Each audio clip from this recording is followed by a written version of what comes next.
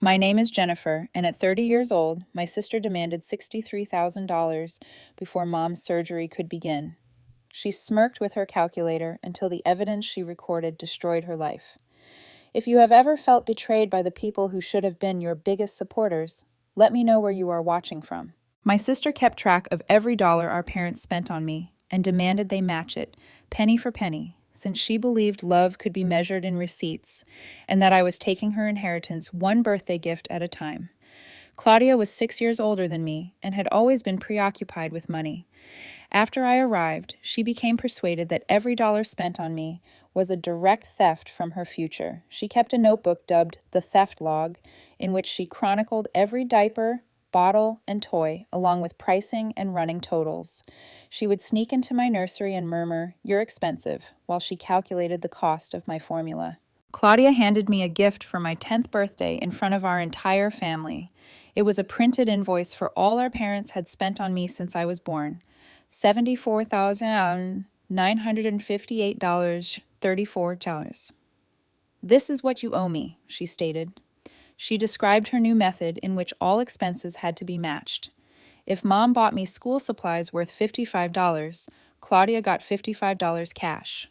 If my father paid for my dentist appointment, she received the equivalent in her savings account. She'd already created spreadsheets with 12 years of backdated computations, which our parents owed her. Never mind that they had been spending money on her the entire time. Conveniently, the money did not count. Our parents tried to argue with her, but Claudia was ready for this. She had looked into inheritance law and vowed to sue them for financial favoritism. To avoid her meltdowns, they began giving in. For me, every purchase meant writing a check to Claudia. She had a calculator on a chain around her neck and was continually tallying. Every ordinary childhood event became a business. They began skipping stuff I needed simply to avoid double the cost. When I required braces, they told me no, since they couldn't afford 2 sets. Even though Claudia didn't need them, my teeth remained misaligned. I learned to decline gifts, skip meals, and dress in old clothes to avoid triggering her calculator. Claudia had a mental breakdown when I started college. The tuition exceeded our parents' ability to pay in cash. She asked that they either give her the equivalent immediately or refuse to pay for my education, as she had no interest in attending college. When they took out loans for me, she demanded matching loans for herself, which she promptly cashed out. She claimed I was taking her future with each semester. I worked 3 jobs to reduce what my parents paid, but Claudia still included room and board, textbooks, and even my toothpaste in what they owed her. Things worsened when Mom became ill. She required costly therapies that insurance only partially paid.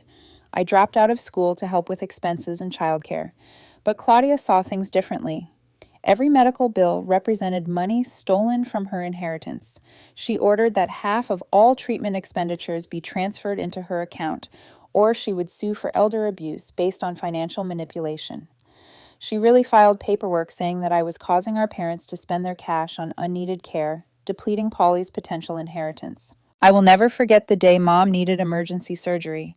While my father and I were afraid in the waiting area, Claudia arrived with her calculator and laptop. She'd investigated the procedure's expenses and requested a bank transfer before Mom went under.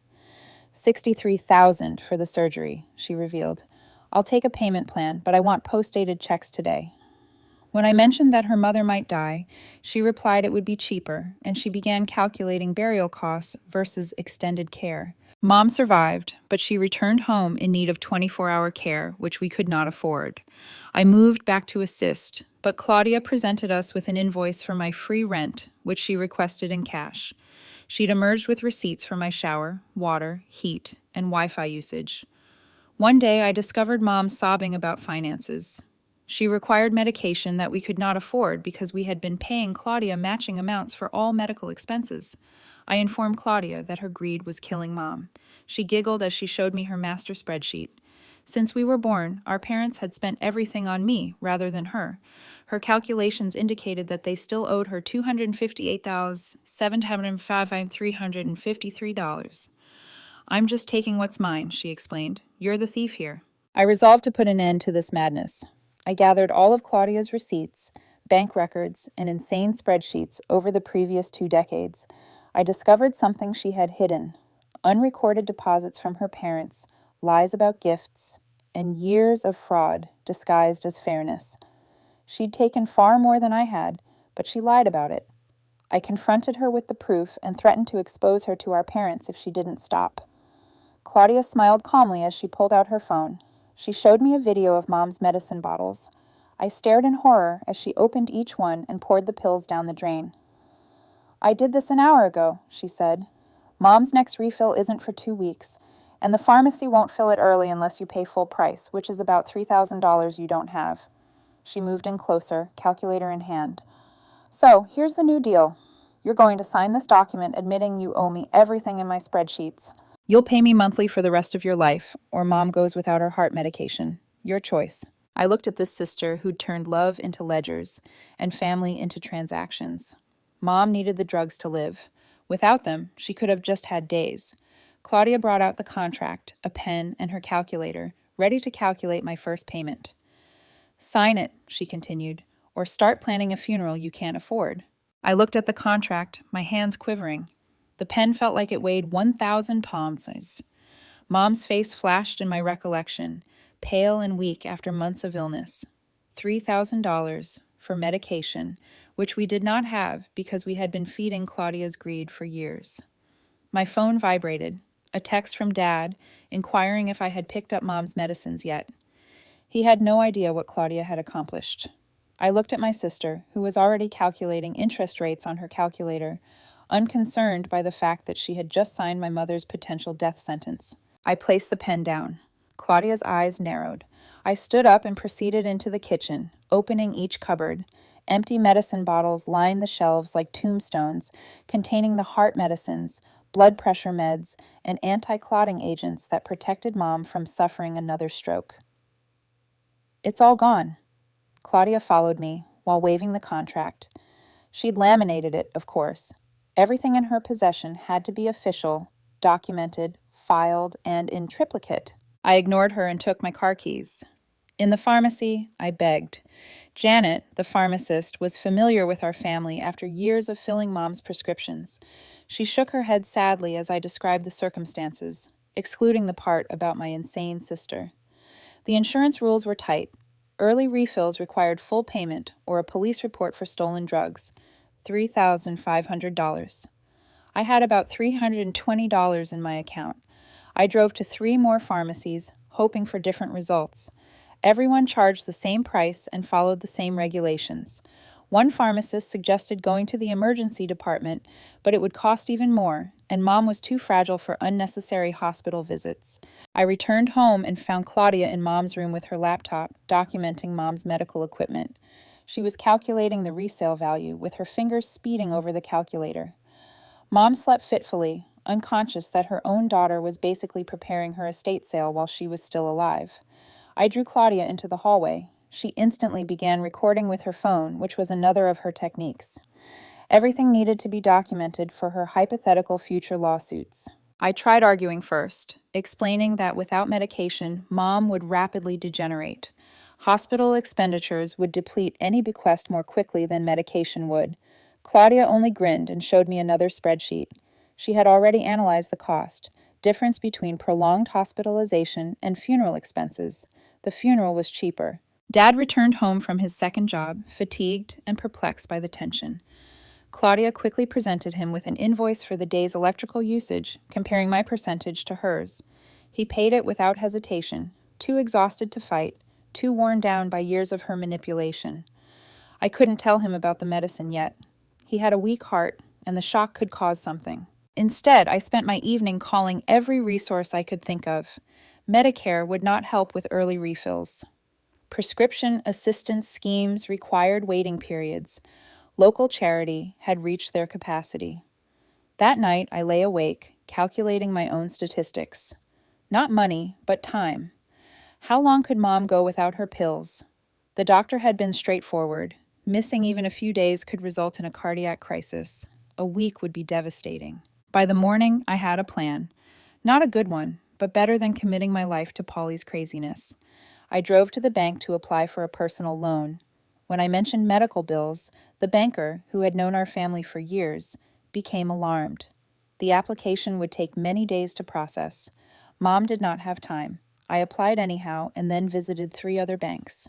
The story was the same everywhere. When I arrived home, Claudia was there with the contract in her hand. She had inserted new clauses. She now wanted compound interest and a portion of any future earnings I might make. Her calculator anticipated payments until I was 80. I discovered Mom straining to breathe, her lips slightly bluish. Without her prescription, fluid had already accumulated in her lungs. I helped her sit up, piled cushions behind her, and opened the windows for fresh air. Claudia watched from the doorway, estimating how much my time was worth at the minimum salary. Mom felt worse the next morning. Her ankles had expanded overnight, which was another indication of heart failure. How does someone transform family into math like this? Claudia's notebook with infant expenditures and muttering, "You're expensive," to a baby. I'm curious what makes a 5-year-old start thinking like that. She could barely walk to the restroom.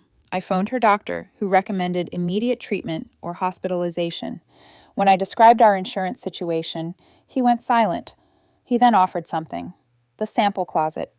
Doctors frequently have medicine samples. It wasn't a permanent solution, but it could buy us time. I rushed to the clinic. When I explained, the doctor who had been treating Mom for years gave me a gloomy look. He couldn't legally offer me samples for a current patient, but he could teach me about the medication while I was standing near his sample cupboard.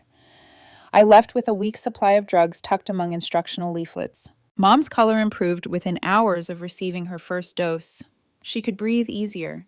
The edema began to subside, but 1 week wasn't enough.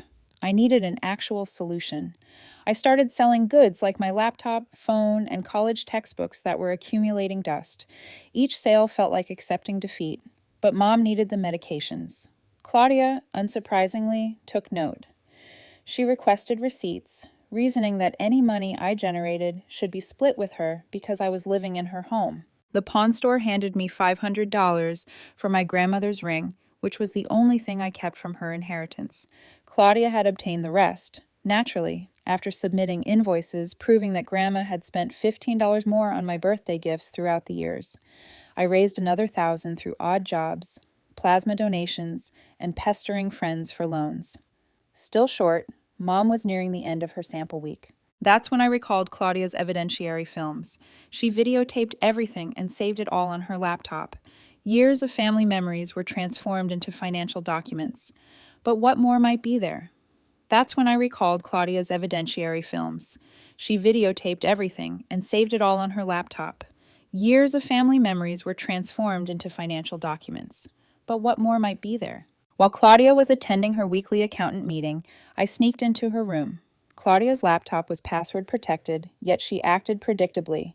The password was her favorite number, the amount she claimed our parents owed her. Her files were well arranged, with folders within folders, each labeled with dates and monetary amounts.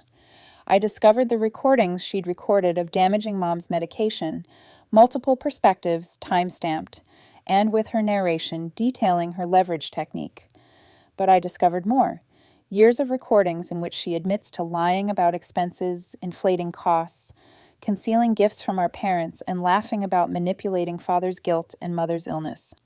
She had chronicled her own deception, too arrogant to recognize that she had manufactured evidence against herself. I transferred everything to a drive. Then I discovered something else. Her original bank statements, not the modified versions she handed our parents. Deposits they'd made that she'd never disclosed, gifts from relatives she claimed never arrived, and investment accounts under her name funded by money she'd stolen from our parents over the years. The front door opened. Claudia arrived home early. I closed the laptop and slid out through the window. My pulse raced when I heard her footsteps in the corridor. The drive burned in my pocket like proof of my own wrongdoing. Yet it was nothing compared to what she had done. Claudia handed me a new contract that evening. This one had a clause stating that I would give up any claim to inheritance in exchange for monthly payments that were geared for inflation. She had evaluated my entire life's earning potential and wanted 50%. I pretended to think about it while Mom napped in her chair, breathing laboriously despite the samples. 3 days of medicine remain. The pharmacist had contacted twice regarding the pending refills. $3,500 could as well have been $3 million. Claudia took out her phone and showed me additional videos. This time, she had videotaped herself at the drugstore, guaranteeing that they would not refill early. She had actually gone to make sure I couldn't work around her idea. Her wickedness was breathtakingly thorough. Dad walked in when Claudia was explaining the interest calculations. He stared between us, puzzled by the tension. Claudia quickly went into victim mode, alleging I was attempting to take her due fortune by pushing unneeded medical bills. I saw Dad's face crumple. He'd worked 2 jobs for 30 years and saved every penny, but it wasn't enough to support one daughter or save his wife. The weight of failure strained his shoulders. That night, I made a decision. Claudia had transformed our family into a business. Perhaps it was time I learned her language. I spent the next morning in the library learning everything I could on financial fraud and elder abuse. The facts on my drive provided a clear picture, but I needed to learn how to apply it successfully. Claudia had several years of expertise manipulating our parents.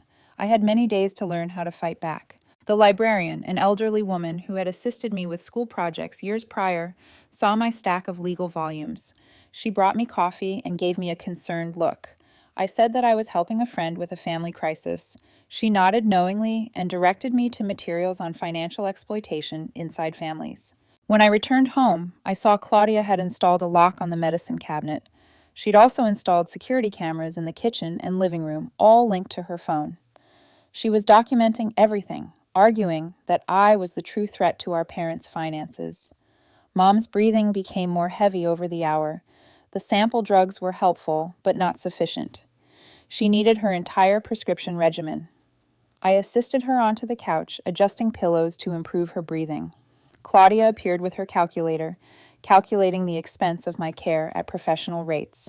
I decided to try something out. While Claudia watched, I took out my wallet and gave Dad $40. I informed him it was for food. Claudia's fingers rushed over the calculator. She requested the matching 40 immediately. Dad, tired and perplexed, groped for his wallet. I stopped him and showed Claudia the supermarket receipt from my wallet. The $40 was reimbursement for groceries I had already purchased. According to her own guidelines, this was not new money spent on me. It was payback. Claudia's face turned red. She had not anticipated me to begin documenting like her.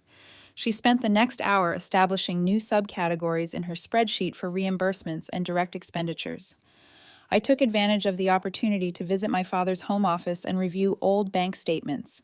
If Claudia could make a case using numbers, so could I.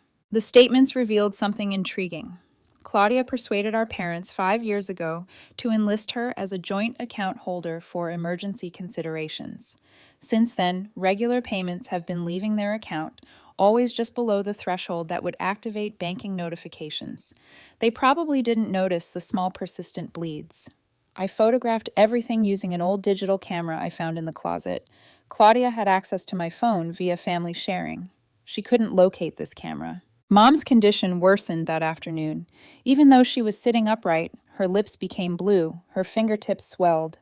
I recognized the symptoms of fluid retention that the doctor had warned me. Without the diuretics, her body was drowning from within. I contacted the doctor again. He couldn't prescribe new samples right away, but he did add that the hospital pharmacy occasionally offered patient aid programs. They might be able to assist if Mom was admitted, but admission entailed tests, examinations, and expenditures that would set Claudia's calculator off. Claudia must have been keeping track of my calls. She appeared in the doorway, holding printed hospital admission estimates. A cardiac evaluation costs a minimum of $25,000. She wanted her half up front, or she'd accuse me of pressing unneeded treatments on her mother. I made a decision that felt like betrayal, but it could save Mom's life. I agreed to Claudia's most recent contract with one adjustment. Instead of making lifetime payments, I would give her a big amount from the sale of everything I owned. She immediately calculated and agreed, dispelling mistrust. My automobile, leftover jewelry, electronics, and even my clothing were valuable. She estimated a total of $18,000. She agreed and took out her phone to document the deal. I signed her contract, and she quickly started scheduling times to inventory my belongings. What she didn't realize was that I had previously sold the most valuable items for Mom's medication. She figured $18,000 based on products that no longer exist. Claudia celebrated her victory. by updating spreadsheets and calculating interest. I assisted Mom in getting to her car. I told Claudia I was bringing Mom for some fresh air. She was too preoccupied calculating her windfall to pay attention. At the hospital, I explained our insurance situation to the intake nurse. She assessed Mom's blue lips and swollen ankles and classified the admission as an emergency cardiac examination. The billing department might handle the money later. Mom needs aid right now. The physicians verified my fears. Without medication, Mom's heart was failing. They started taking 4 diuretics right away, and the edema started to go down within hours. Her breathing relaxed. Her face regained its color. The hospital's patient advocate indicated that they had pharmaceutical assistance programs, but the paperwork would take several days. I stayed with Mom all night, clutching her hand as she slept. Hospital monitors beeped steadily, confirming that her heart was still struggling. Around dawn, my phone exploded with Claudia messages. She had detected my deceit about the possessions and was calculating fines and interest for my breach of contract. She arrived at the hospital with her laptop and portable printer, prepared to provide me with new documents. But she made an error. In her wrath over my lie, she brought the incorrect folder. Instead of her new contracts, she grabbed her evidence folder, which had footage showing her smashing her mother's medication. I saw a chance.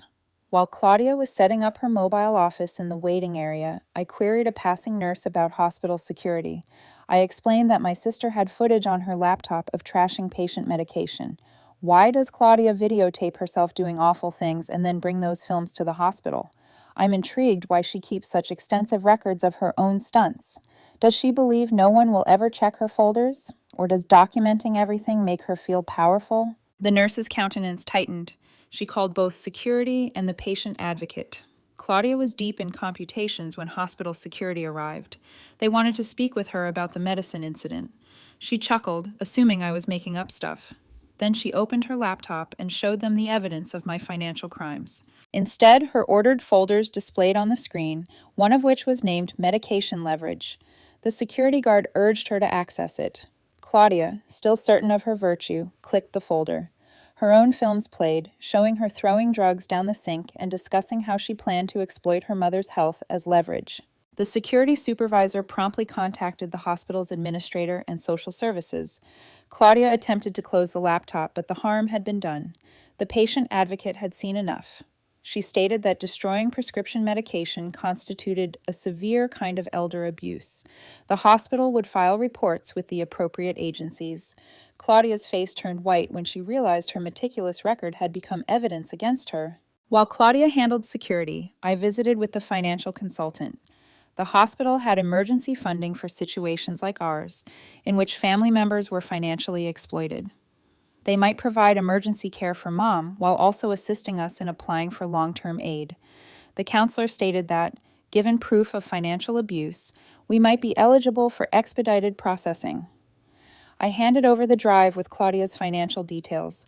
The counselor's eyes widened as she studied years of concealed transfers, inflated expenses, and recorded admissions to fraud. This was sufficient to demonstrate a pattern of exploitation. Dad came at the hospital, puzzled and scared. Claudia had contacted him, stating that I had kidnapped Mom and was forcing her to undergo unnecessary medical procedures. He saw Mom sitting up in bed, breathing normally for the first time in days, and with color in her cheeks. The disparity between Claudia's statements and reality finally woke him up. I showed him the bank statements that I had found. His palms shook as he identified a hitherto unknown transfer pattern, 20 here, 50 there, and sometimes hundreds, all transferred from their joint account to Claudia's personal account.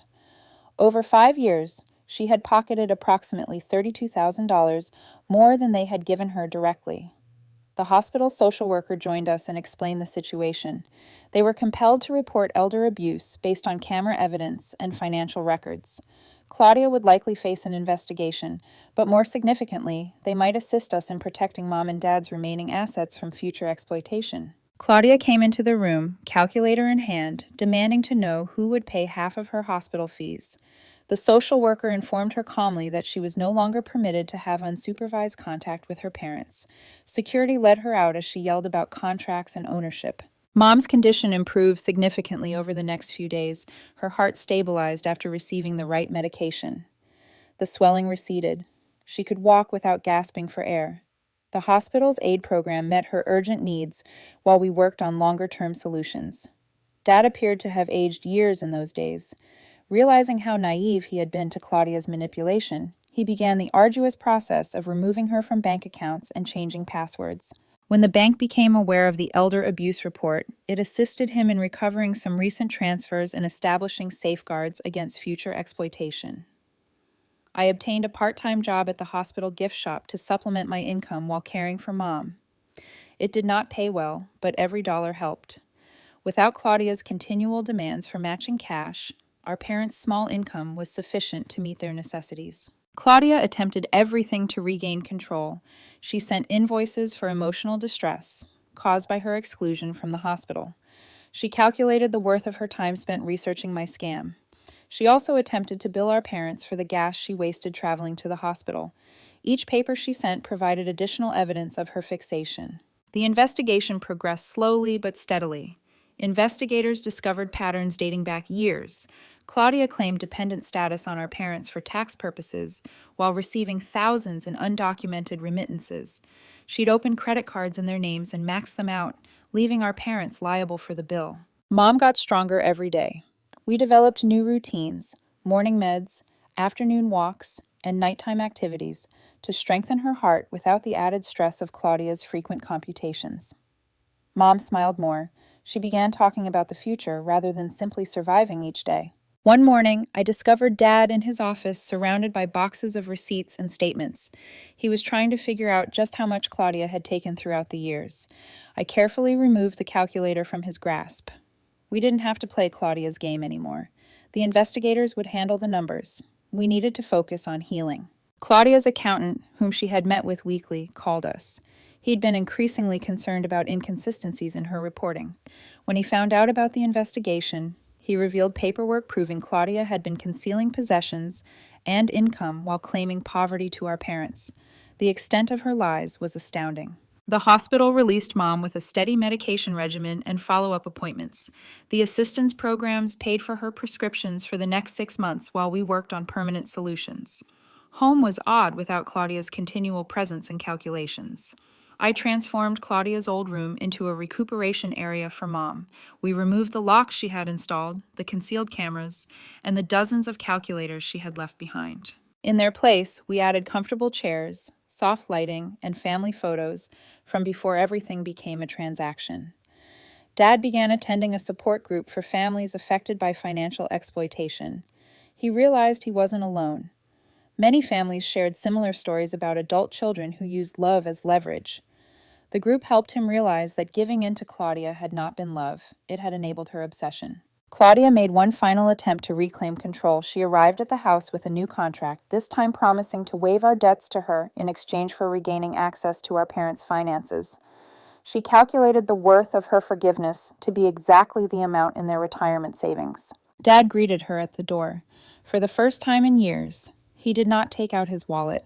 He merely informed her that love could not be calculated. Family was not a business, and she needed help with her addiction. He offered to pay for therapy if she agreed to it. She laughed and waved her calculator, but Dad silently shut the door. Through the window, I saw Claudia standing on the porch, feverishly calculating on her phone. She appeared smaller, deflated without an audience for her spreadsheets. She eventually left, but not before slipping a final payment under the door for the emotional effort of the visit. Claudia was ordered to pay restitution for the drugs she destroyed and the money she fraudulently obtained. She was also forbidden from having financial dealings with our parents. The legal ramifications were less significant than the family ones. She had betrayed a trust that could not be assessed or returned. Mom continued to recover. Her heart grew stronger after being released from the stress of constant financial depletion. She resumed gardening, which she had abandoned when Claudia's calculator triggered with each seed packet. Dad retired early to spend more time with her, finally reaping the benefits of decades of hard labor. I returned to school part-time to study healthcare administration. My experience navigating Mom's care and hospital aid programs motivated me to assist other families facing similar issues. The financial aid staff assisted me in locating grants and scholarships that did not demand matching payments from anyone. Claudia sent out periodic texts, always with computations attached. She'd calculate the cost of missed birthdays, family events she wasn't invited to, and the monetary value of relationships she'd shattered. We stopped opening them. Some things couldn't be quantified, no matter how many decimal places she used. The investigation's results provided us leverage, but Claudia wasn't done. She began popping up at weird hours, experimenting with new strategies. One morning, I saw her preparing to jimmy the lock on Dad's car while holding a calculator, ready to calculate the depreciation value she claimed we owed her for emotional vehicle damage. I documented everything with an old camera, creating our own evidence file. Claudia's despair became more obvious every day. She'd lost her principal source of income, and her obsession could only focus on increasingly odd calculations. The bank assisted us in discovering more concealed accounts. Claudia had been siphoning money for more than 10 years, not just 5. The amount had exceeded $65,000, but recovering it would take time. Each revelation seemed like peeling away layers of lies. Mom's healing remained steady. The hospital's medicine program changed to a permanent help plan. She could garden for hours, her breathing calm and assured. Dad made raised beds so she wouldn't have to bend so much, a simple move that would have previously triggered Claudia's calculator. I discovered additional evidence while cleaning out old boxes. Claudia had been deceiving our parents since high school, fabricating school costs and pocketing the proceeds. She manipulated report cards to indicate fee-based activities and permission slips for excursions that never occurred. The paper trail dated back 20 years. Claudia escalated her efforts to reclaim control. Claudia's own folders were used as evidence against her, which is amazing. She meticulously ordered everything, effectively building the case herself. I'm attempting to figure out what goes through someone's mind when they label a folder medication leverage and assume it's standard behavior. She filed complaints with Adult Protective Services saying that I was isolating our parents. The inspector, who arrived to investigate, discovered Mom teaching me her pie recipe as Dad repaired the kitchen sink. There were hardly any signs of seclusion or abuse. The investigator actually assisted us in filing further protections. With Claudia's documented habit of false reports, we could seek restraining orders. Not a full restraining order, but sufficient to prevent her persistent pestering. Claudia's next move stunned us. She contacted distant relatives, telling stories about being cut off from her dying mother. I am confident she calculated the emotional manipulation worth of each call. These relatives, however, were familiar with our family. They'd observed Claudia's obsession build over time. Most simply stopped answering her calls. One relative paid a visit, anxious about the family drama. He discovered Mom healthier than she had been in years, and Dad calm and smiling. We showed him some of Claudia's invoices and spreadsheets. He walked away shaking his head, grumbling about getting his own finances checked after seeing what relatives could do. The restitution hearing started. Claudia arrived with boxes of her own documents, ready to demonstrate that every penny was justified. However, her own thorough records worked against her. Every video, spreadsheet, and calculated manipulation became evidence of financial misconduct.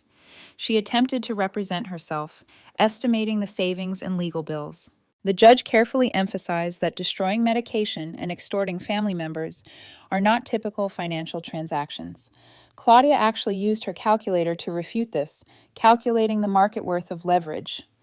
The courtroom fell silent as she tried to assign a dollar value to her mother's suffering. Claudia was ordered to reimburse $20,000 for the stolen funds she could prove, as well as the cost of her mother's ruined prescriptions. Payment schedules were set up based on her actual income, not her exaggerated expectations of what she deserved. Her response was predictable. She sent invoices for the cost of going to court, the value of her time spent on reparation paperwork, and even the emotional toll of being held responsible. We filed them alongside all her other documents, proof that her obsession had not changed. Mom's health remained stable. She enrolled in a cardiac rehabilitation program to strengthen her heart with careful exercise. Dad drove her to each session, finally able to support his wife without matching payments to anyone. I continued to work at the hospital gift shop while attending school. The flexible schedule allowed me to assist with Mom's appointments and Dad's transition to retirement. Our income was small but adequate without Claudia's relentless drain. Claudia attempted one final significant manipulation. She showed up claiming to be pregnant and calculated how much child support our parents would owe as grandparents. She had spreadsheets with projected costs for college and emotional upkeep. But she made a mistake. Her own documents revealed that she had been claiming infertility for insurance benefits. Add another fraud to the list. The authorities widened their inquiry in light of this new evidence. Insurance fraud carries serious sanctions. Claudia's meticulous recording of her fraudulent claims made prosecution simple. She had, once again, calculated herself into a corner. During this time, we rediscovered our family bond. Dad rediscovered woodworking, producing furniture without regard for matching cash. Mom taught me her mother's recipes and shared stories unrelated to money. We played board games that did not include calculators. Claudia's final court appearance ended in probation and mandatory rehabilitation for her financial obsession. The judge ordered her to attend therapy, developed expressly for people who had turned their relationships into business. She attempted to negotiate a lower sentence based on the cost of therapy, but the court was not interested in her figures. The restitution money began to arrive monthly. Small sums, yet symbolic of accountability. We put them directly toward Mom's medical expenses, money finally moving in the right direction. I completed my healthcare administration degree. The hospital offered me a full-time role guiding families through financial aid programs. My experience with Mom's care and Claudia's exploitation fueled my desire to safeguard vulnerable people from financial abuse. Dad sold a few of his carpentry projects at local craft fairs. Not a lot of money, but enough to cover materials and enjoy dates with Mom. They would go to matinee movies and share popcorn. Simple pleasures felt luxurious after years of deprivation. After years of deliberate austerity, Claudia delivered a final message on her collection day, which coincided with the anniversary of the first invoice she'd ever handed me as a child. She computed the overall value of our relationship, $63,000. According to her math, we did not respond. Mom celebrated 1 year of medication stability with a small party for close family and friends. Nothing that would prompt calculations. She baked her own cake, nurtured her growing garden, and danced with Dad in the kitchen, her heart beat in a steady, calm rhythm. The house felt lighter, free from the weight of constant financial monitoring. We had removed all of Claudia's covert cameras, locks, and tracking devices. In their place were family photos from before money became more important than people. I wondered if Claudia's therapy was working, if she was learning to see relationships as more than transactions, but I couldn't think about it too long. We needed to focus on our own rehabilitation and rebuilding our lives. Dad framed Claudia's first theft record entry from when I was born, not as a reminder of pain, but as proof of how far we had come. He wrote below it, "Love is not a transaction." Claudia was barred from having any financial dealings with our parents after the investigation officially concluded. She couldn't access their accounts, request matching contributions, or determine their value. The judicial system had finally imposed limits on her obsession. Mom returned to volunteering at the library, which she had stopped when every hour had a calculated value. She assisted senior patrons in finding large print books and taught basic computer skills. The librarian who helped me research financial abuse became a personal friend. Our new normal set in gradually. Breakfast without bills, shopping without mathematics, and family meals, where the only numbers discussed were recipe quantities. We had learned to be family again. Imperfect, but real. Claudia paid her first restitution check without including an invoice. We knew something had shifted, just a check. No calculations, no credit demands. Perhaps therapy was finally working. Mom's garden flourished that summer. She shared vegetables with neighbors without keeping a ledger of who owed what. Dad built her a small greenhouse so she could garden all year. I helped them can tomatoes for the winter, filling the cupboards with jars, each one a symbol of freedom from Claudia's calculations. Looking back, Claudia's obsession almost wrecked us, but we'd survived by refusing to accept her assessment of our value. Love could not be invoiced. Family was not a business, and some debts could never be repaid, no matter how many decimal places she added. Mom's heart medication now arrived monthly, thanks to the assistance programs I helped her apply for. Each delivery symbolized independence from Claudia's manipulation. Dad marked them on a calendar, not to track costs, but to celebrate another month of Mom's health. We had learned to protect ourselves through documentation and boundaries, but more importantly, we had learned to cherish what could not be quantified. Mom laughed at Dad's jokes. Tomatoes ripened in the sunlight.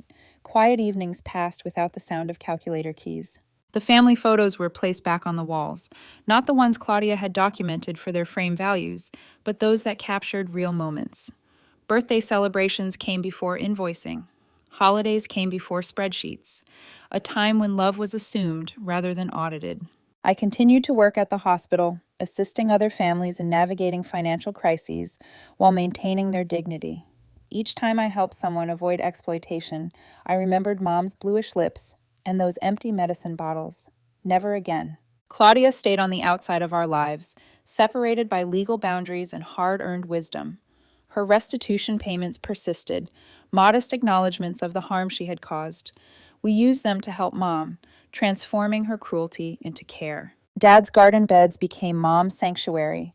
She grew flowers among the vegetables, adding beauty without needing justification. Sometimes I'd find her sitting among the plants, breathing easily, her heart steady, finally free. Our story was not unusual. The support group Dad attended was full of similar stories. Families torn apart by financial obsession, but slowly healing. There were stories of betrayal, but also of boundaries, recovery, and resilience. Mom celebrated her 75th birthday with a modest gathering. No invoices, no contracts, just laughter and cake. Dad gave her a handmade jewelry box. I gave her a photo album of her garden through the seasons. Simple gifts reflecting love, not value. Financial recovery took time, but emotional recovery took longer. Trust, once fractured by deliberate betrayal, was slowly rebuilt. We learned to give without fear, to receive without suspicion, and to live without keeping score. Claudia's court-mandated therapy continued, and perhaps it was finally working. Her last text arrived months later. No numbers, no calculations, just 6 words. I'm learning to see things differently. We chose cautious hope, not reconciliation, not yet, but the belief that even the most calculated hearts can, one day, learn to love without keeping score. Mom's heartbeat remained strong. The garden bloomed, the calculators were gone, and for the first time in years, our home was filled not with numbers, but with peace.